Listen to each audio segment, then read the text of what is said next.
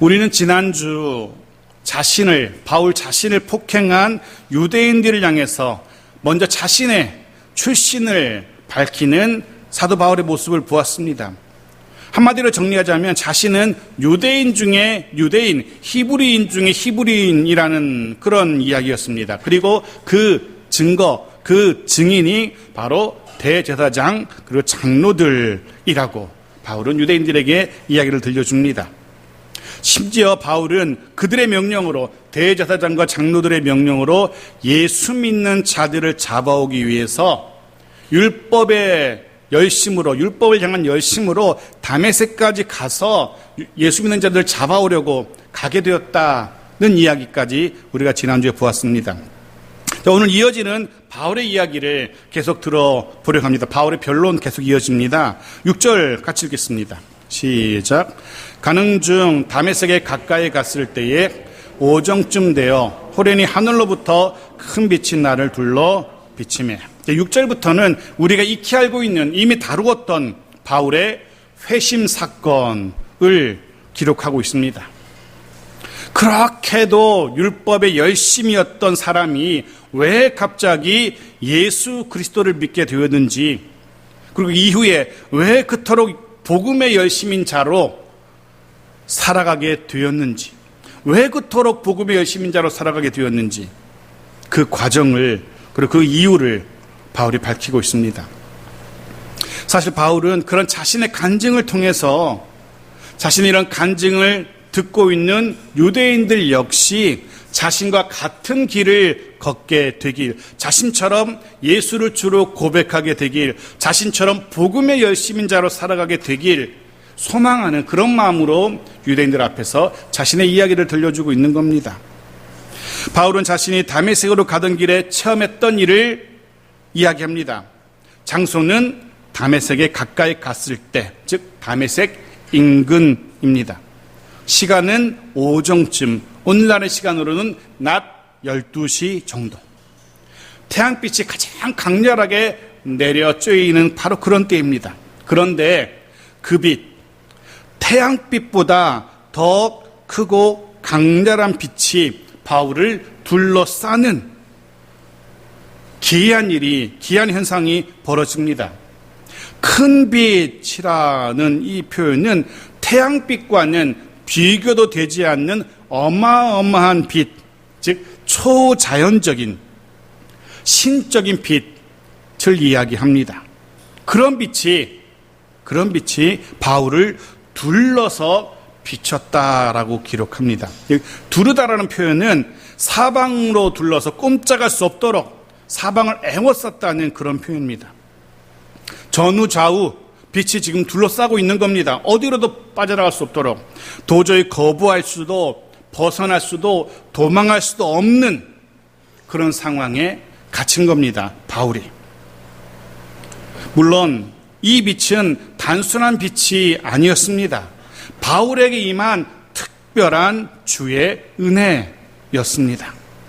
신학적인 표현으로는 거부할 수 없는 은혜 혹은 불가항력적 은혜라고 합니다. 먼저 다가오신 하나님, 우리를 자녀 삼으신 하나님의 그 은혜, 인간은 거부할 수가 없는 것입니다. 그런 은혜가 바울에게 임한 겁니다. 너무나 감사한 건 그런 은혜가 오늘 우리와도, 여러분과도 함께 하신다는 겁니다.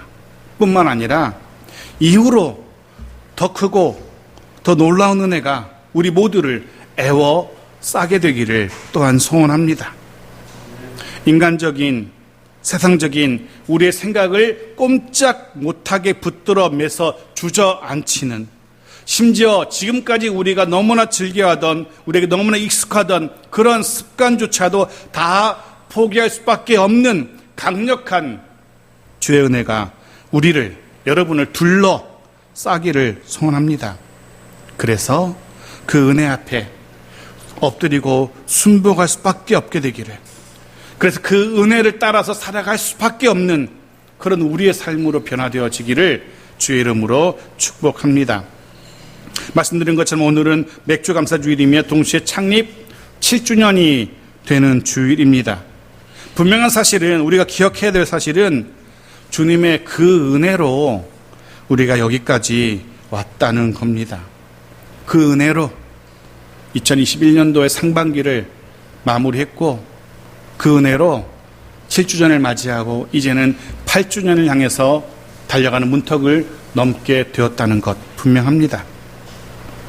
그리고 또한 확신하건대 이후로 더 크고 더 놀라운 은혜가, 도우시는 에베네셀의 은혜가, 여호와 이레, 예비해 주시는, 준비하시는 주의 은혜가 우리 모두, 우리 공동체 가운데, 우리의 가정 가운데 임하기를, 함께하기를 소원하며 확신합니다.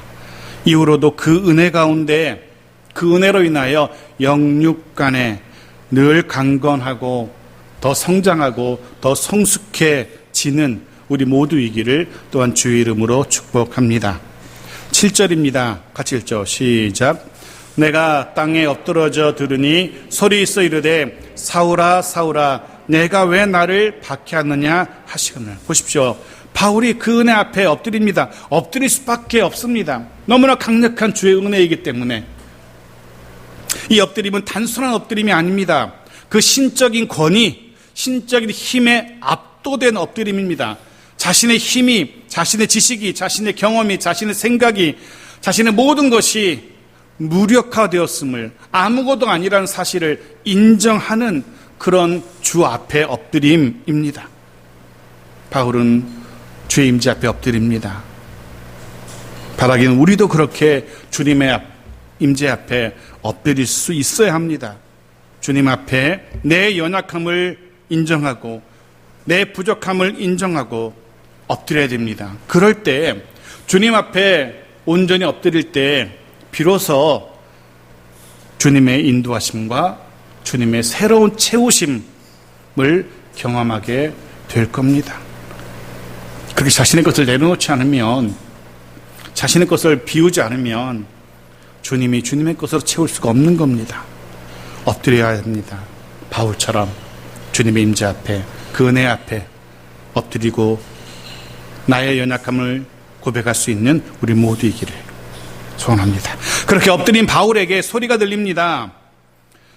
헬러 원문은 이 소리가 바울에게 말씀하시는 소리라고 분명히 밝혀요. 즉 원문의 의미는 나에게 말씀하시는 소리, 이렇게 되어 있어요. 그 소리는 바울에게 말씀하시는 소리였어요. 해서 다른 이들이 그 소리를 듣지 못합니다.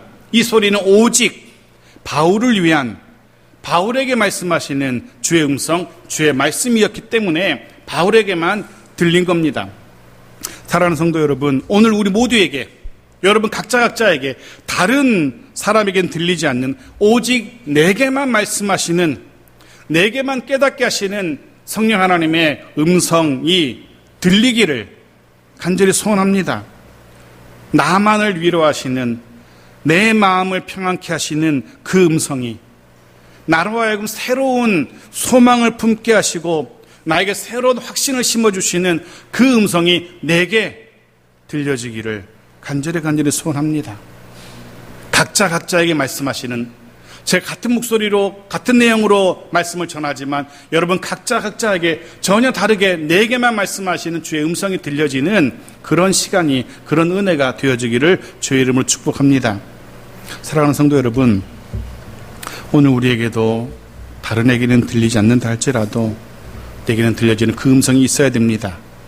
그 음성을 사모하면서 간절히 구하십시오. 자, 바울에게 들려주신 그럼 주의 음성이 무엇입니까? 그 말씀의 내용이 무엇입니까? 먼저는 바울의 이름을 부르십니다. 바울의 유대식 이름인 사울을 부르시죠. 그것도 사울아 사울아 두 번 연이어서 연거푸 그의 이름을 부르십니다. 유대 문화권에서 이런 부름, 누구야 부르는 이런 부름은 긍휼을, 연민을 가득 담은 부름입니다. 물론 우리 문화권도 비슷한 그런 의미를 가지고 있죠. 둘 중에 하나지만 우리는, 예를 들면 제가 지훈아 하는 것과 지훈아 의미가 전혀 다르죠. 하나는 연민과 긍휼을 담은 부름이고 하나는 짜증과 분노를 담은 부름이고, 오늘 본문에서 사울아 사울아 하는 부름은 뜻밖에도 연민과 긍휼을 담은 부르심입니다.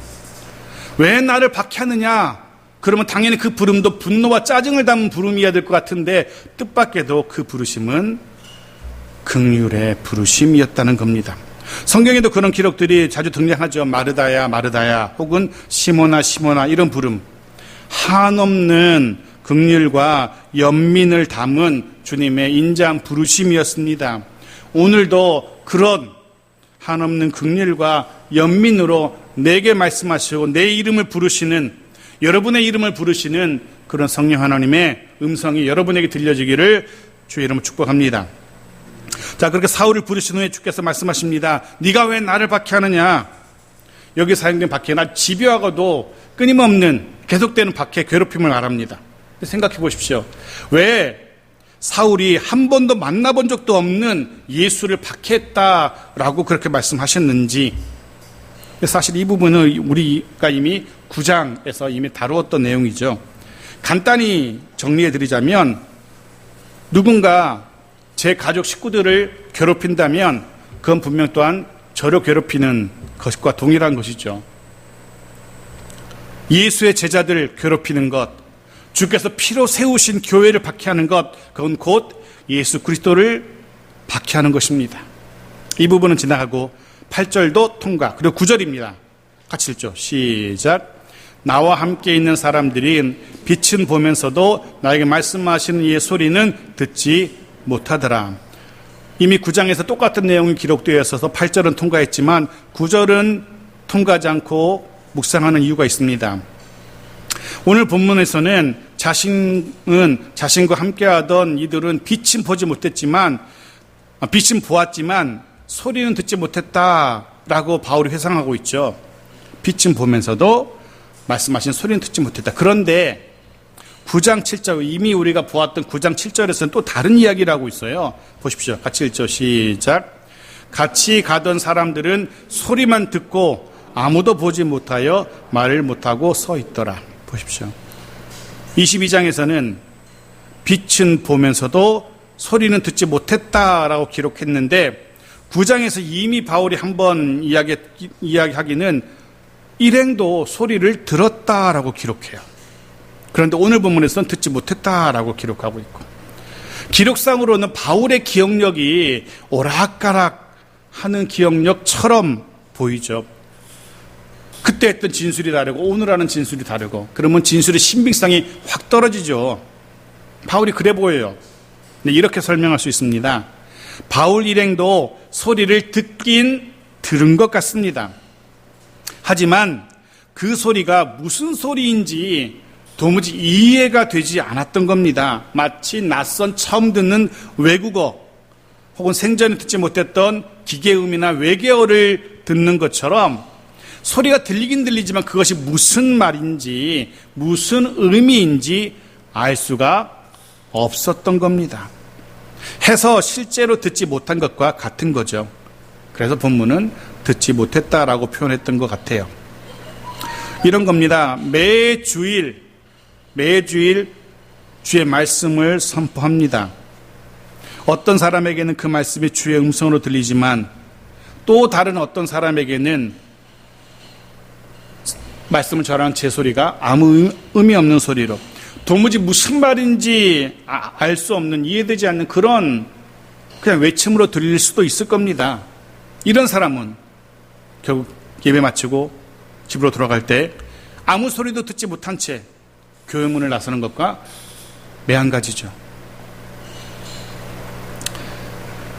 바라기는 이 시간 부족한 저를 통해서 선포하시는 이 말씀이 여러분 모두에게 주의 음성으로 선명하게, 크고 많은 물소리처럼 분명하게 들려지기를 소원합니다. 자, 10절입니다. 같이 읽죠. 시작. 내가 이르되 주님 무엇을 하리이까? 주께서 이르시되 일어나 다메섹으로 들어가라. 내가 해야 할 모든 것을 거기서 누가 이르리라 하시거늘. 말씀 앞에 엎드렸던 사울이 묻습니다. 주님, 그럼 내가 뭘 해야 되죠? 무엇을 하리이까? 이 부분은 동일한 사건을 기록했던 9장에는 기록되지 않는 부분이기도 합니다. 사울이 주님께 묻습니다. 무엇을 하리이까? 이 물음은 주님의 권위를 인정하는 물음이며 동시에 자신의 삶의 변화를 위한 물음이기도 합니다. 사도행전 2장 37절은 이런 기록이 있습니다. 같이 읽죠. 시작. 그들이 이 말을 듣고 마음에 찔려 베드로와 다른 사도들에게 물어 이르되 형제들아 우리가 어찌할꼬 하거늘. 한 곳 더 보죠. 16장 30절입니다. 같이 읽죠. 시작. 그들을 데리고 나가 이르되 선생들이여 내가 어떻게 하여야 구원을 받으리까 하거늘. 우리가 어찌할꼬 하거늘. 내가 어떻게 하여야. 다들 이제는 내가 그러면 어떻게 해야 됩니까? 라고 묻고 있습니다. 어떻게 해야지 내 삶이 변화될 수 있는지 묻고 있는 겁니다. 어떻게 해야 내 삶이 주님께서 원하시는 그런 삶으로 변화될 수 있는지 묻고 있는 겁니다. 우리도 오늘 선포하시는 말씀 앞에서 똑같이 동일하게 물어야 됩니다. 그 말씀 앞에서. 그러면 내가 이런 말씀을 들려주시는데 그러면 이제 내가 어떻게 살아야 됩니까? 라고 성령 하나님께 진지하게 물어보십시오. 어떻게 해야지 그러면 내 삶이 변화될 수 있는지, 어떻게 해야지 내 삶이 회복될 수 있는지 말씀하시는 주님, 그 말씀 앞에, 그 주님 앞에 진지하게 물어야 됩니다. 분명 답을 들려주시는 또 다른 주의 음성을 들을 수 있을 겁니다. 주님께서도 사울에게 답을 주십니다. 10절 오늘 본문에서는 두 가지를 말씀하셨죠. 먼저는 일어나라는 것이었습니다. 일어나라, 그리고 다메섹으로 들어가라는 것이었습니다. 먼저는 일어나라 말씀하십니다. 바울은 신적인 그 권위 앞에 납작 엎드렸었는데 이제는 주님께서 일어나라 라고 말씀하셔요. 이 일어나라는 말씀은 어쩌면 땅에 엎드린 상태에서 일어나는 것 이상의 의미를 가지고 있는 것 같습니다. 단지 엎드렸다 일어나는 것이 아니라 이제는 바울리가 머물던 그 자리, 사람을 따르던 그 자리, 하나님이 아닌 율법에 열심이던 그 자리에서 이제는 일어나라, 벗어나라는 그런 말씀인 듯합니다. 세상의 화려함에 취해서 주저앉아 있었던 그 자리에서, 세상의 즐거움을 누리고 있었던 그 자리에서 이제는 그만 일어나라, 그거 내려놓고 일어나라는 그런 말씀일 겁니다. 의심과 불신으로 주저앉아 있었던 그 자리에서 이제는 믿음과 확신의 자리로 일어서라는 그런 의미일 겁니다. 저주와 사망으로 향하던 그 길에서 일어나 벗어나라는 그런 의미일지도 모르겠습니다. 영적 사망의 자리에서 벗어나라는 그런 의미인 것 같습니다. 거기서 일어나서, 거기서 벗어나서 이제는 생명의 자리로, 은혜의 자리로 옮겨가라는 그런 주의 부르심인 겁니다. 그래서 어쩌면 그 말씀에 순복해서 일어나는 이 일어남은 변화의 시작, 참된 축복의 시작이라고 할 수 있을 겁니다. 만일에 바울이 거기서 일어나지 않았다면 절대로 변화를 경험할 수 없었을 겁니다. 바울이 거기서 일어나지 않았다면 절대로 주님 주시는 은혜와 복을 경험할 수 없었을 겁니다. 일어나야 됩니다. 누가복음 15장 20절은 이런 기록이 있습니다. 같이 읽죠. 시작. 이에 일어나서 아버지께로 돌아가니라. 아직도 거리가 먼데 아버지가 그를 보고 측은히 여겨 달려가 목을 안고 입을 맞추니. 아버지 생전에 자신이 받을 유산을 미리 나눠달라고 해서 받아간 아들이 방탕한 삶으로 그 유산을 다 탕진합니다. 심지어는 먹을 것이 없어서 유대인들은 부정하게 여겼던 돼지, 그 돼지가 먹던 쥐염 열매로 겨우겨우 끼니를 해결하던 이 불쌍한 아들이 결단을 내리죠. 무슨 결단입니까? 이제 일어나서 이 결단으로 인하여, 일어서는 그 결단으로 인하여서 아들은 자신의 신분을 회복하게 됩니다. 이 일어남을 통해서 아들은 아버지의 아들로 회복됩니다. 이 일어남은 회복의 시작이었고 복과 은혜의 시작이었던 겁니다. 오늘도 주께서는 우리에게 일어나라 라고 말씀하십니다. 더 이상 그곳에서, 더 이상 그 상태로 있지 말고 주님이 기뻐하시는 자리로 복과 은혜로 믿음과 확신으로 옮겨가라는 주의 음성 들을 수 있기를, 그리고 그 음성 앞에 결단하고 옮겨갈 수 있는 우리 모두가 되어지길 바랍니다. 그 일어섬으로 인하여 이제는 이후로는 회복되어지는 우리 모두이기를, 이 일어섬으로 더 크고 놀라운 주님 주시는 복과 은혜를 누리게 되어지기를 간절히 소원합니다. 자, 11절입니다. 같이 읽죠. 시작. 나는 그 빛의 광채로 말미암아 볼 수 없게 되었으므로 나와 함께 있는 사람들의 손에 끌려 다메섹에 들어가노라. 주의 말씀을 따라서 이는 들어갑니다. 다메섹으로. 그런데 더 이상 앞을 볼 수 없게 된 바울입니다. 바울을 둘러쌌던 그 빛의 광채로, 그 어마어마한 빛의 광채로 시력을 잃게 된 겁니다. 마치 강렬한 태양빛을 바라보는 그 눈부심으로 잠깐 눈을 머는 그런 상태가 아니라 아주 완전히 영구적으로 시력을 상실한 겁니다. 해서 이후로 곁에 있던 사람들의 손에 의지해서 가던 길 다메섹으로 들어갈 수밖에 없게 된 바울입니다.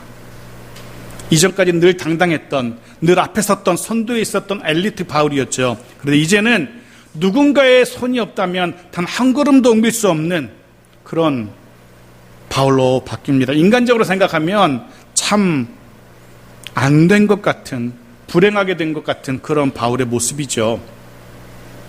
하지만 아니었습니다. 우리가 이미 알고 있듯이, 이미 말씀드린 것처럼 오히려 더 큰, 더 새로운 은혜를 위한 복된 변화의 시작이었습니다.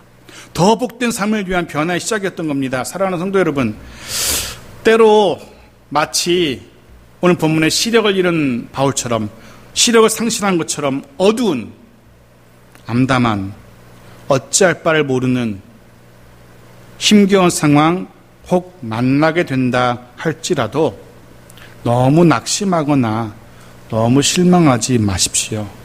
어쩌면 또 다른 은혜, 이전과는 비교도 될 수 없는 더 크고 놀라운 은혜를 위한 시작일 수도 있기 때문에 그렇습니다.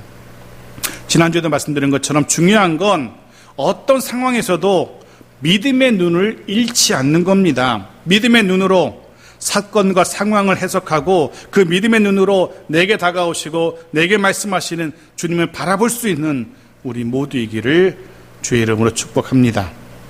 그렇게 시력을 상실한 바울은 다메섹에서 아나니아를 만나게 됩니다. 오늘 본문이 아나니아를 어떻게 소개하는지 보십시오. 같이 읽죠. 시작. 율법에 따라 경건한 사람으로 거기 사는 모든 유대인들에게 칭찬을 듣는 아나니아라 하는 이가, 아나니아를 두 가지로 소개합니다. 하나는 율법에 따라 경건한 사람, 또 한 가지는 모든 유대인들에게 칭찬을 듣는 사람. 자, 먼저 다시 기억하실 것은 지금 바울이 누구 앞에 서서 누구에게 이야기를 하고 있습니까? 왜 그들에게 이런 이야기를 하고 있는 겁니까? 바울이 모세를 부정하고 모세의 율법을 배반하도록 가르쳤다라고 오해한 유대인들 앞에 서 있습니다. 이방인을 성전에 데리고 들어가서 성전을 더럽혔다라고 착각한 유대인들 앞에 서서 이야기를 하고 있습니다. 그런 이들이 분노로 가득 차 있고, 바울을 향한 분노로 가득 차 있고, 주먹마다 손마다 바울을 치려고 하고 있는 그런 유대인들 앞에서 바울이 지금 내가 만난 사람이 이런 사람입니다 라고 들려주고 있는 거예요. 율법을 따라 경건한 사람이고 유대인들에게 칭찬되는 사람이라 라고 소개하고 있어요. 바울의 속내는 이런 겁니다. 바울 자신에게 복음을, 율법이 아닌 새로운 복음을 소개해 준 사람이 바로 이런 사람이었다는 겁니다.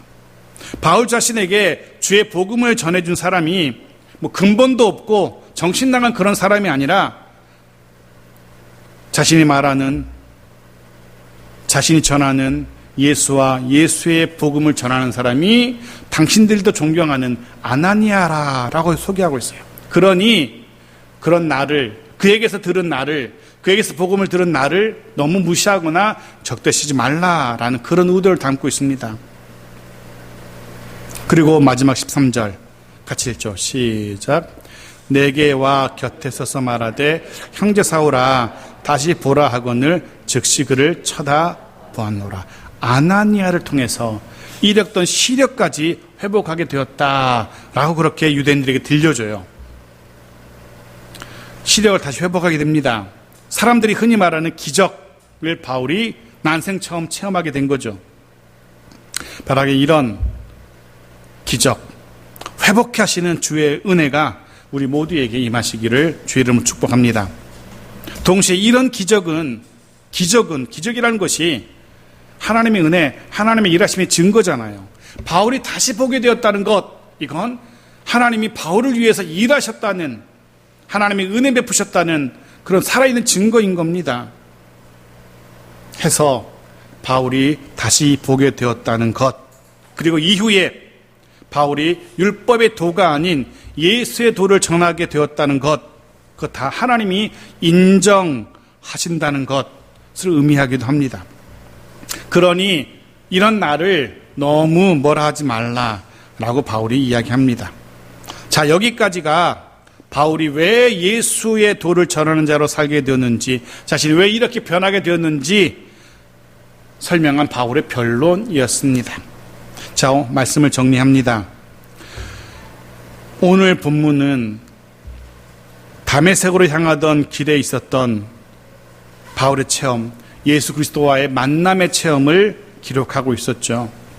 바울은 그 길 가운데 큰 빛으로 찾아오신 예수 그리스도의 임재를 경험하게 되었습니다. 바울은 그런 예수 그리스도와의 만남으로 인하여 자신의 삶의 방향이, 삶의 목표가 바뀌었다라고 우리에게 들려줍니다.